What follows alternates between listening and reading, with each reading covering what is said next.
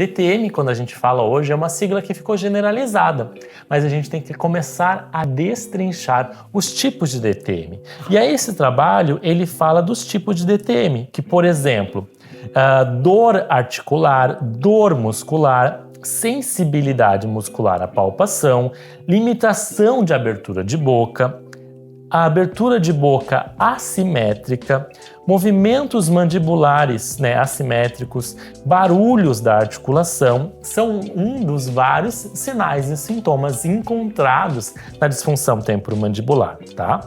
O que mais eles destacam aqui?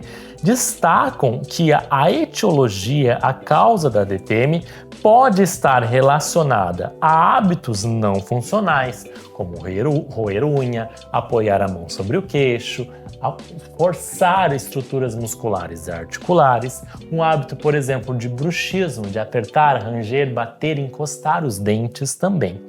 Traumas está relacionado, genética e problemas anatômicos podem causar ou ser triggered, potencializado, agravados por fatores psicossociais, estresse, ansiedade, depressão, catastrofização, hipervigilância, uma pessoa hiperatenta a todos esses seus problemas.